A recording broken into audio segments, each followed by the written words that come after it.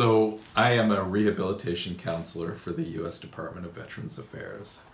I have an office at Boise State University, and the goal of our program in VA vocational rehabilitation is we work with veterans with service-connected disabilities, and our whole goal is to get them from where they are right now into a suitable career.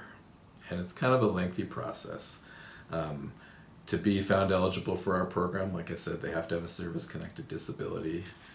They apply for the benefit, and we put them through a comprehensive evaluation where we do career interest and aptitude testing. We do a labor market analysis. We look at their service-connected disabilities, and we, along with the veteran, come up with a suitable career goal. Once we've identified that career goal, our job is to help them work toward achieving that career goal. And most of them are going to school. The biggest school around here is B.S.U, so most of them go to B.S.U. We pay for all their education. We pay for 100% of their tuition, all their books, all their fees, anything they need, all their supplies. We give them a monthly living allowance, which currently is about $1,200 a month. And then they also get disability compensation for their disabilities. I would say the average veteran going to BSU right now has all their education paid for, plus they have about $40,000 a year to live on. They get full medical at the VA Medical Center, full dental. They have a pretty comprehensive benefit. At the VA Medical Center, I've used the VA Medical Center for years. It's a great VA Medical Center. It's a smaller one though, so sometimes we have to go outside for more specialized care, but the Boise VA has a great mental health department. We have a vet center, which is part of the VA, but it's not at the VA, and it's for trauma counseling, whether it be combat related or military sexual trauma, anything that addresses trauma. The vet center does that. But yeah, we have a lot of local partners we work with, the Idaho Department of Labor, B.S.U. obviously, but our whole goal is to get them point A to whatever their point B is. Okay. What is the ratio of the veterans that are coming in that are going into the VA? And I'm not talking about every veteran, but the veterans that are coming through the Department of Voc Rehab and going into the VA. Is that influx into the VA, are they able to get their needs met? Are they getting their needs met at the VA? Are they being addressed? I would say statistically, yes, absolutely. Right now we have about a 90% success rate, which is very high. We've had as low as in the low 80s, but usually it's right around 90. And I can't take complete credit for the VA on that. The labor market right now, unemployment's very low. We live in a state that's very veteran friendly. Chances are, if you're a veteran with an honorable discharge and you get a college degree, you're going to get a job. So statistically, the number's really good.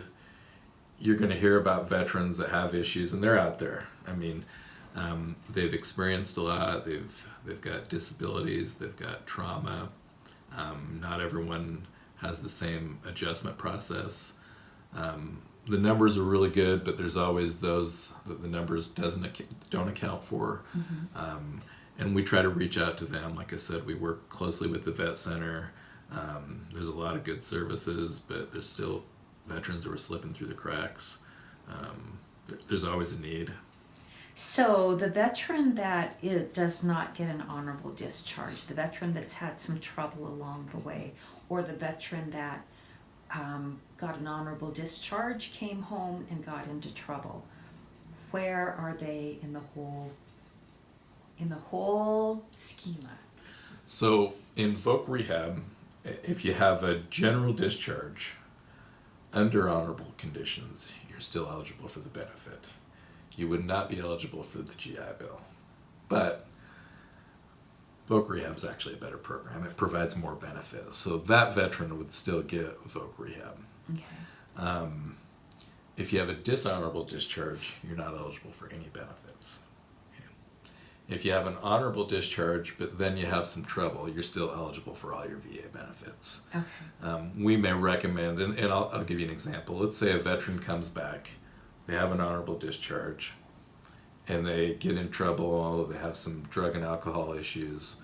We would work with them, but one of the conditions of working with them is we would encourage them to get treatment for their drug and alcohol problem, or if they have a gambling problem, or whatever their barrier was to them, we would make sure they address that issue. So most veterans are, and even if a veteran has a dishonorable discharge and they've got some mental health issues, the VA will work with them. Okay. And that hasn't always been the case. That's a recent development. Oh, good. Yeah, now Good. all veterans are eligible for VA mental health services. Oh, good. And most veterans, rarely does the VA Medical Center turn a veteran away. There are different priority groups. Some veterans aren't in the highest priority group, but they're not turned away. They might have a copay or something like that. But the VA tries to accommodate veterans, and now there's a recent, it's called the, I can't remember what act it's called. I've actually utilized it. Anyways, where a veteran can go outside of the VA, like to primary health and places like that, and you can go there without paying copays. So we're making progress. Good, good. And so, of these veterans that get a dishonorable discharge, say that I was a veteran that had a dishonorable discharge, I came to you for help, and is there a way that they can go through some kind of action to deal with that dishonorable discharge? There is. In fact, discharges can be upgraded. It's not an easy process. I've helped veterans with the paperwork to upgrade their discharge. I'm always reluctant to. I always recommend they hire an attorney to do that. But there is a form they can fill out to upgrade their discharge. But to be honest with you, I think, and it's a board, it's a military board that makes the decision. I honestly think it would be better coming from an attorney who works in military law and stuff like that. But to answer your question, there is a way to upgrade a discharge. Okay, so they just have to be willing to be patient to go through the bureaucratic process, wait the time, probably appear somewhere in some kind of a hearing or something, explain why they have. Right.